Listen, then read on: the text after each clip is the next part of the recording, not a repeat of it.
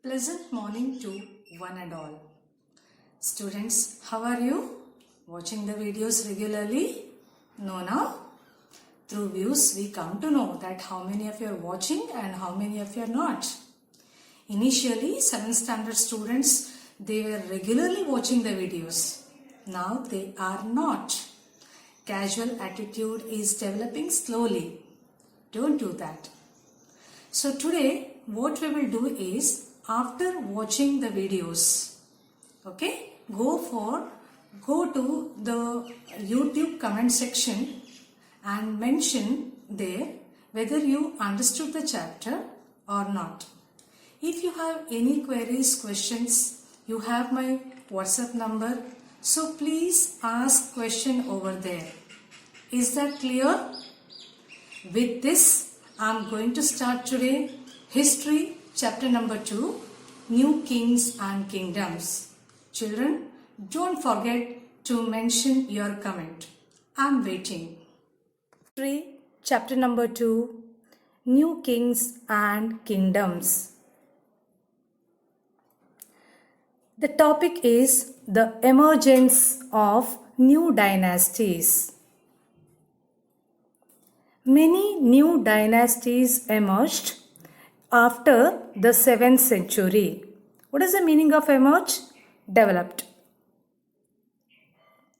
Landlords or warrior chiefs. You know landlords. Those who are having the lands, they are called the landlords. Warrior chiefs. Warrior chiefs means they are the military chiefs.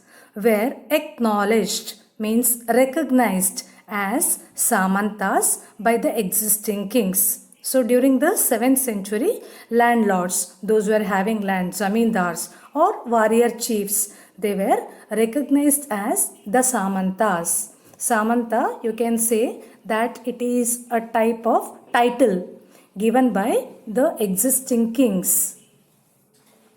As the Samantas gained wealth and power, they declared themselves to be Mahasamanta and even asserted their independence. So, as the Samantas gained wealth and power, now the kings, they gave the Samantas the power as well as wealth. Then after some time, they declared themselves as Mahasamanta and even asserted matlab declared their independence.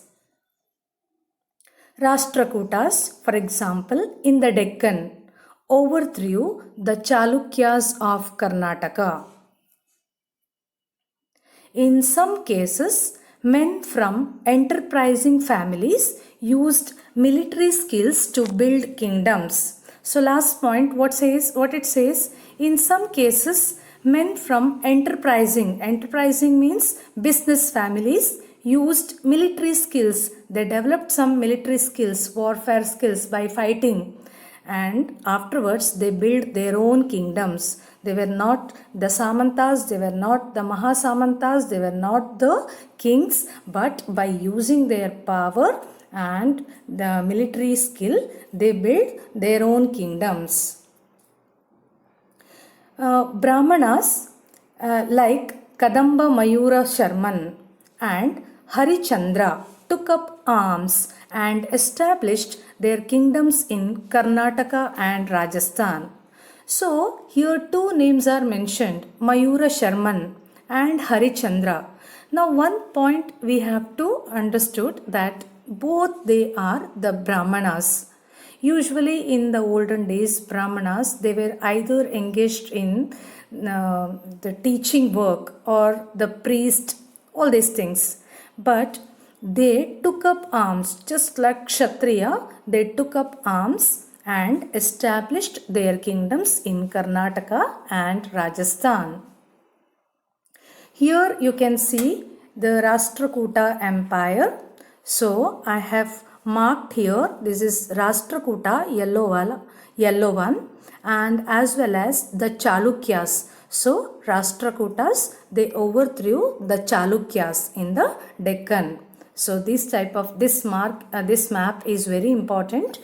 Okay. Now administration in the kingdom.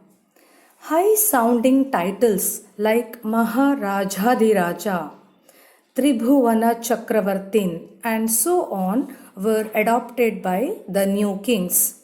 As I told you, these Samantas, Mahasamantas, they declared their independence. Now they are the new kings and they adopted high sounding title. Title से ऐसा लगता है कि महाराजाधिराजा, राजाओं का राजा, त्रिभुवन चक्रवर्ती, तीन लोकों का चक्रवर्ती, like that were adopted by the new kings. The kings shared power with their samantas and association of peasants, traders and brahmanas. And the kings, they thought, so such a big empire I cannot run, I cannot manage. For that purpose, he shared the power with their samantas. Some of the administration works have been given to the samantas to look after the administration. Then the association of peasants, farmers का association को थोड़ा बहुत काम दिया, and traders and brahmanas, like that. Ultimately, the work is divided. States obtained resources from the producers as rent. Now, this states or the kingdom, they obtained resources, they got resources from the producers, those who were producing as rent, in the form of grains, in the form of money, whatever they have produced, out of that, a little portion they have to give to the state as rent. Now also we are doing the same thing, but we are not giving rent, but we are giving in the name of tax. We are paying the tax. Revenue was also collected from the merchants. Merchants, the one who used to carry the trade, and from there also tax or the revenue used to be collected, or they were collected from them. The king used these resources to strengthen his kingdom and for the construction of temples, forts, and to fight wars. Okay, whatever the money collected from the merchants, from the peasants, all it is now in the treasury or in the state treasury, and that money is being used by the king for the construction of temples or forts or to fight wars. Revenue collectors were recruited. Recruited means appointed from influential families, and these positions were often hereditary. Now, who is allowed to collect the revenue? Only some of the persons from influential families, those were very near to powerful family, or those were very near to the king or to the samantas, mahasamantas, isn't it? And their relatives or their powerful persons or influential families को दिया जाता था कि revenue collect करने के लिए. And once it was given, means the post was then hereditary. After the death of that person, that revenue collection responsibility was given to his son. Then prashastis and land grants. You have already studied prashastis, isn't it? So, prashastis tell us how rulers wanted to depict. Depict means to show something or somebody through painting, like that. Themselves as valiant. Valiant means courageous, and victorious warriors. Let us see. Prashasti we have already studied in praise of, normally written by the Brahmins, isn't it? They tell us how rulers wanted to depict. They wanted to show themselves. How? As if they are the very courageous and victorious warriors. They wanted to show themselves. They wanted to portray themselves as the courageous persons or victorious persons. Details in the prashastis composed by the Brahmanas may not be true, but provide extensive matlab lot of information about the ruler and his administration. whatever the prashasti is composed by the Brahmanas, it may not be true detail, but it gives a vivid information about the ruler and his administration. Grants of land to the Brahmanas by the kings were recorded on copper plates. So we have seen in class 6 also that kings used to give grants of land to the Brahmanas. Brahmanas के लिए grants of land देते थे, and that was recorded on copper plates. Kalhana, for example, a Sanskrit author, used a variety of sources like inscriptions, documents, eyewitness accounts, and history in his works. So, Kalhana, he is used all these sources to write history in his works, accounts.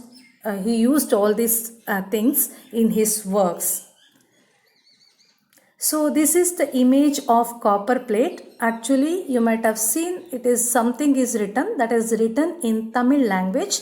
This is the copper plate belong to the Chola Empire. We don't know what it is mentioned. So they used to write the grants of land given to the Brahmanas in this. This is a type of record. Now warfare for wealth. Wealth के लिए क्या है? Warfare मतलब झगड़ा. अगर war हो रहा है, किसके लिए हो रहा है?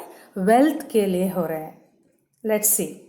Dynasties were based in a specific region but tried to control other areas.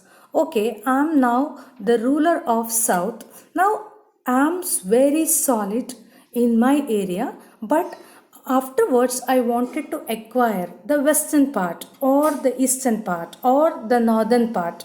Okay, that is what I'm very dynamic, I'm very ambitious. I wanted to defeat the other rulers. This is what dynasties were based in a specific region but tried to control the other areas.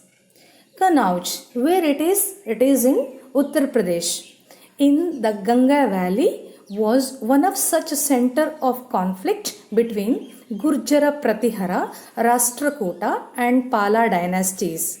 Once again, we are going to see this in map. Kanauj, where it is? It is in Uttar Pradesh, okay, near the Ganga Valley. It is a center of conflict. वो झगड़ा के main reason बन गया कनौज. कनौज मुझे चाहिए, मुझे चाहिए, मुझे चाहिए, हमें चाहिए. जस्ट लाइक गुर्जरा प्रतिहरास, वो बोल रहे थे वेस्टर्न पार्ट, दे सेड कि we want that Kannauj. Rashtrakuta, you have already seen in the map. Rashtrakuta, they wanted to establish their control over Kanauj, whereas the Palas, they were ruling Bengal. Okay, they also wanted to establish their control over Kanauj. The long drawn conflict is drawn मतलब बहुत ही खींचे गया. Conflict is known as tripartite struggle, as the three parties were involved in it. So who are the three parties involved in it? Gurjara Pratiharas, Rashtrakutas and Palas. And what was their reason of conflict? They wanted to acquire Kanauj. Since three parties were involved in that struggle is known in the history as tripartite struggle. So this is a tripartite struggle. So I'm going to zoom it little bit. Can you see the Gurjara Pratiharas, Rashtrakutas and the Palas? Gurjara Pratiharas in northwestern India, somewhat around Gujarat as well as Rajasthan. Then Palas in the western part, in the eastern part of India, especially in Bengal at that time, and Rashtrakutas in northern Deccan. All they wanted to control over Kanauj. So Kanauj, it is there in Uttar Pradesh, and they wanted to acquire. Since these three parties were involved in that struggle, it is called as tripartite struggle. Now, temples were the common targets during the attacks as they were extremely rich. So, okay, they used to attack directly on temple. because temples were the source of or richness, all wealth. You can see the deities, means image of the deities, either it is made of silver or gold. Okay, and these attackers, they wanted to attack the wealth. हुंडी में भी बहुत ज़्यादा पैसा होता था और इनका प्रतिमा मूर्ति it's made up of gold silver and copper, और उसको उठा के लेके जाएंगे तो भारी वजन वाला वेल्थ उनका हो जाएगा, and that was the main target for the attackers to attack the temples. Muhammad Ghazni, very famous in the history of India, raided the Indian subcontinent almost every year and targeted wealthy temples, both rich temples like Somnath in Gujarat, and carried away all the wealth. ऐसे cunning person था, and he was knowing that this Somnath, Gujarat, is very famous, very rich temple, and almost every year he used to raid and he used to take away the wealth of this temple. Let's see how many times he attacked. He attacked Somnath temple 17 times. Would you like to see his image? Muhammad Ghazni? Yes, he is the person. He attacked 17 times.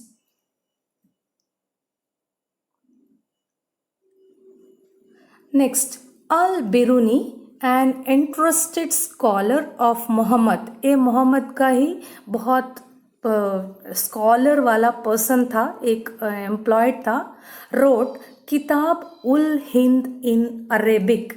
Okay, Al-Biruni. Other kings were engaged in warfare were Chauhans, who ruled regions around Delhi and Ajmer.